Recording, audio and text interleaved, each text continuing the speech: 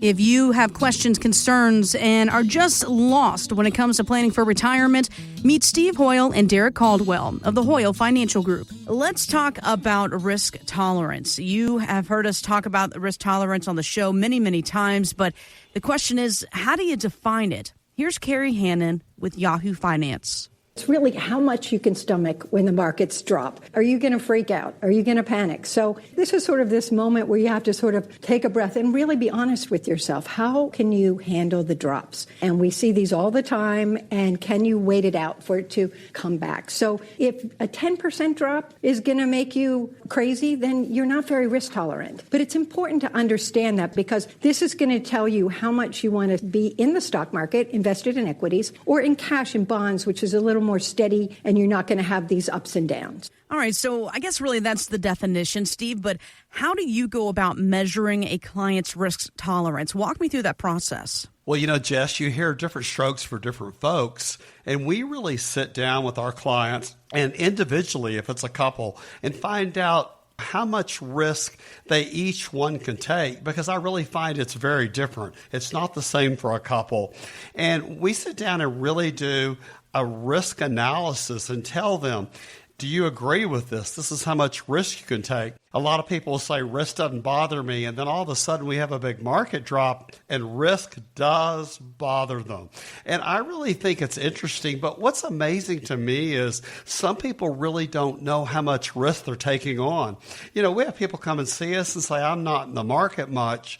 And then when they bring their statements in, they have 98% of all their monies in the market in a 401k and different buckets. It's serious. And they don't realize that risk. It's interesting. In 2008, so many people lost all their retirement savings, and they really didn't know what they didn't know. So it's important to sit down individually and find out what that is.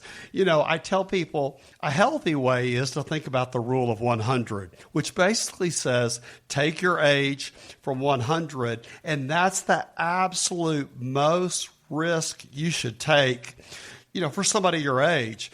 But it's interesting. It's just different for people.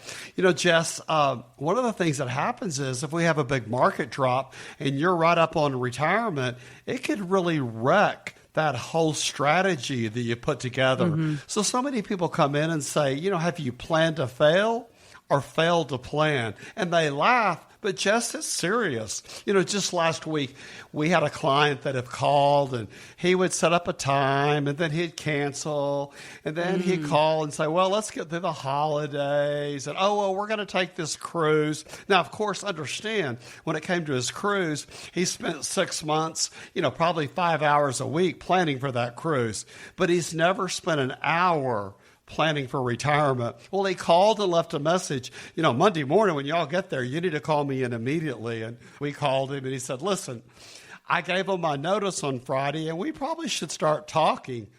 And I'm just like, wow. Wait a minute. Yeah, exactly. Wow. It's like, Houston, we have a problem. Yeah. And, he didn't even think about, for Social Security, it'll take a couple months to get it set up. Even with his plans to get things in place, it takes time. We call it in our office the Texas two-step, because you think about it. You take 2 steps forward in planning, you stop, take a step back, you review, you adjust, and then you move forward. And then you do a turn, you kind of fix that part of the plan. And over the whole weeks and months, we put that plan together when you come to see us at Hoyl Financial. It's a well thought out written plan. And then, we like to tell people, come back to see us every 6 months, every year, so we can adjust that plan. And, Jess, I think what's different, I laugh all the time. People are like, how long you been doing this, 2 or 3 years? I said, look at these wrinkles. I'm like, I've been doing this since I was 25. And you know, what we ask of our clients is to give us permission when we get back together to give you a snapshot of where you are, comparing it to the plan in your future. I love to talk about my grandbaby, McKay. it was time to learn to potty. And thank goodness I'm not having to help with that. But so I went over for dinner the other night, and the Amazon knock came, and my son-in-law got up and got the door, and they had been waiting on this camera, this cute little camera. And so I'm like, what's the camera about? And he's like, come over here, Steve-O. And they had on the side of the kitchen counter this chart. And so you get a sticker for everything you do for pottying well. Yeah. Well, she had completed a task, so she got the camera. But oh my gosh, Jess, we had so much fun with the camera. But if you think about how that mirrors back to retirees, they need to be taking a snapshot with that camera about where they've been, where they're going. But mostly, if they retired today, what does that look like? I mean, it's real. So as a camera is to McKay, a camera is to our clients. Absolutely. I love that snapshot idea. And also think about this. There are so many items to kind of check off on that list, kind of like McKay got a sticker for each time she accomplished something. And then once she got to the very end, she got a prize. Well, think about planning for retirement the same way. As you focus in on taxes and Social Security and income and a legacy plan, all these different moving parts, your end prize is that solid foundational retirement plan that you can't outlive. You know, it's really interesting, Jess, you say that. That really makes me think about last Thursday night. So when we do these educational events for people to come, look at it, we do it in two parts. The first part is to come, have dinner with us. Let's talk about all these different topics and kind of open up your mind to all the different facets of Social Security, income planning, risk tolerance, tax planning, estate planning, all these different things. And so we do that and we cover them all. And then we come to this new slide. And what it says is, what is your probability of success in retirement? So what I want to tell you about that probability of success, if you get started 3 to 5 years earlier, you're going to dot the I's, cross the T's a little darker. You're going to have a little bit more time to review. You're going to have a little bit more, if you have a partner or a spouse, to talk about those things, as opposed to that guy that just called us and left a message and said, I retired Friday. So getting started is interesting, but we love to tell this story about one of our clients, and his probability of success, Jess, now get ready for this, is 93%. To get all the way through retirement and leave an estate plan like he wants behind. 93%. The rubber meets the road as he has $9.8 million. Woo!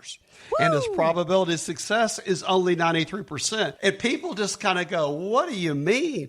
Well, what I mean is he's buying and selling cars. He's gambling. He's traveling.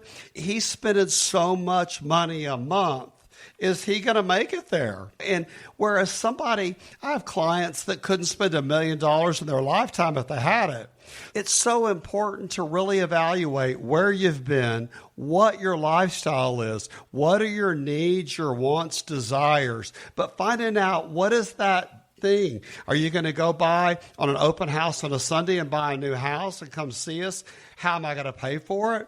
It's really covering all those things so you don't get in retirement and wreck that with one bad decision. A couple weeks ago, we talked about Trump's One Big Beautiful Bill. We focused more so on the tax aspect on it, and I wanted to kind of shed light on something that he's calling Trump accounts. So these are new, and they're tax advantage investment accounts. They are pre-funded with $1,000 of what he calls seed money for every child born in the beginning of 2025 through the end of 2028. But listen, if your kids were born before 2025, you could still do the IRA style account. You just don't get the $1,000. And of course, the government's idea behind this is to have kids saving earlier and more invested earlier on, so that when they turn 18, they can use that money for qualified purposes like college or even buying a new home. Now, this might sound good on paper. It might sound good even as I'm reading it right now. But is it too good to be true? What are your thoughts on this? Are there other avenues we can do to contribute money to our kids or our grandchildren, Steve? Well, Jess, there's kind of two schools of thought. One of the schools of thought is we've always had 529 plans that you could save tax preferred for college. But I think what this is doing is saying, let's start today. You have a baby that's born, the $1,000 goes there. you can contribute to the Trump plan $5,000 a year per child, and $2,500 of that can come from your employer as you contribute, for example, to your 401k. It's the same thing here. All of this is so new. The employers don't understand. The employees don't understand. It's kind of a mess. But there's a lot of really potentially complicated rules that you've got to jump through. It's a lot of hoops. The Trump account, you're exactly right. It is fairly new. It's kind of up in the air right now. It doesn't seem to have a solid set of rules. It's a little confusing for now, but just know that that is an option. So if that's something you want to look into, or as Steve was talking about here, other things like 529s or even Roth IRAs, those can be used to set up different monies and accounts for your kids or your grandchildren. And this is all part of that income conversation. Yes, you want to make sure the money's going to be there for you and your spouse and your family, but maybe your goal is to leave, money for college or leave an inheritance. These are all part of, and if it's inheritance, obviously a legacy plan, but it's also part of setting money aside. We're kind of in this sandwich generation. I've got kids and I've got grandbabies and I have parents, but kind of to shuffle my time.